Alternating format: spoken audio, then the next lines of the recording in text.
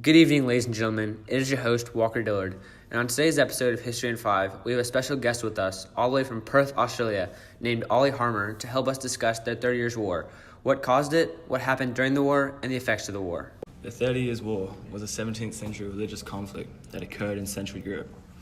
It was one of the most devastating wars in history because of the hatred between the sides that fought and their determination to do whatever it takes for their religious beliefs. The war lasted from 1618 to 1648, originating in the Catholic and Protestant states that made up the Holy Roman Empire. The war began because of the political and religious differences between the Catholics and the Protestants, and the Calvinists versus the Lutherans. But the focus shifted to who would govern Europe. The war resulted in millions of casualties and changed the map of Northern Europe as we know it today. Martin Luther's Reformation divided the German states within the Holy Roman Empire, which led to every state being sovereign with their own border and princes. This led to conflict between the Habsburg emperors and the princes, who were Lutheran Protestants. This led to the Peace of Augsburg, which gave the princes within the Holy Roman Empire the power to choose what religion their state was and let them have more power in their states. Each state could level its own tolls, tariffs, and coin its own money. This made travel between states extremely difficult. Calvinism was not a legal religion in the Holy Roman Empire by the Peace of Augsburg, but Calvinism gained popularity throughout the empire, starting when Frederick III made it the official religion of his domain. By 1609, Calvinists headed a Protestant defensive alliance that received support from England, France, and the Netherlands.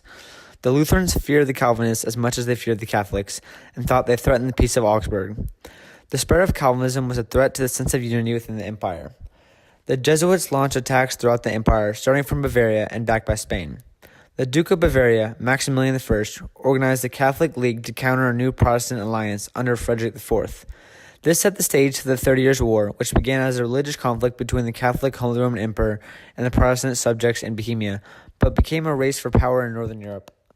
There were 4 periods in the war: the Bohemian period from 1618 to 1625, the Danish period from 1625 to 1629, the Swedish from 1630 to 1635, and the Swedish-French from 1635 to 1648.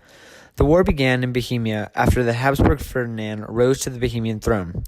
The Bohemian people had lost a lot of freedom before Ferdinand. A letter of majesty to the Bohemian Protestants granting them freedom to practice their religion was issued by the Habsburg leader. However, this letter was revoked by Ferdinand II.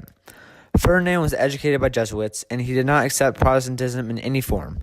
The war began with what is known as the Defenestration of Prague, where 3 of Ferdinand's regents were thrown out of a window. Ferdinand II was elected the Holy Roman Emperor, but the Bohemians declared Calvinist Frederick V their king. The regents ended up surviving the fall, but the action led to Ferdinand striking back at the rebels by defeating Frederick in the Battle of White Mountain in 1620. This became an international war. Ferdinand ended up recatholicizing Bohemia and taking Palestine. The second period was the Danish period. Denmark was a Lutheran state north of the Holy Roman Empire and held territory within the empire. The King of Denmark, Christian IV, responded by invading Germany to help the Lutheran princes against the emperor and to extend Danish territory. Maximilian defeated Christian IV and made him retreat to Denmark. Another Protestant, Wallenstein, joined Ferdinand and carried his campaign into Denmark.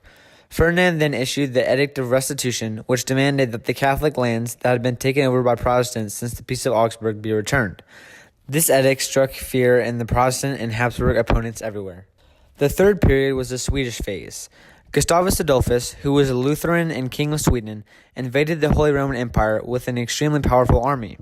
Gustavus Adolphus was a military genius and brought a new fire and charge tactic to the battlefield. He was victorious at the Battle of Brittenfeld in 1631, which reversed the course of the war.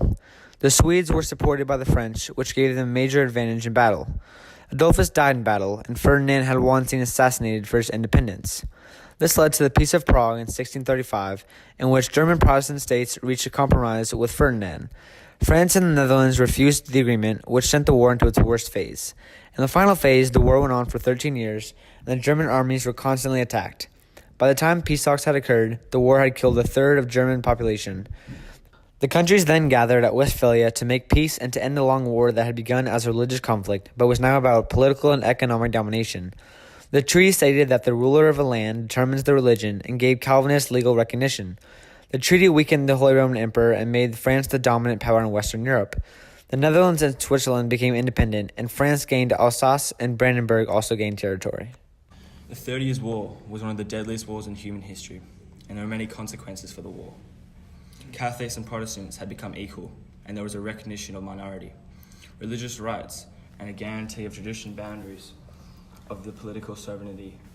Peace and sovereignty came in France with the Edict of Nantes, in the Netherlands with the departure of the Spanish.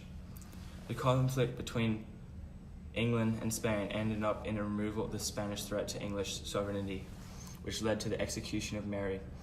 It was also a step towards the separation of church and state and religious freedom in Europe. The Treaty of Westphalia had officially ended the brutal war once and for all, recognizing the sovereignty of rulers within the land and being able to determine the religion of the state. Europe was briefly in peace.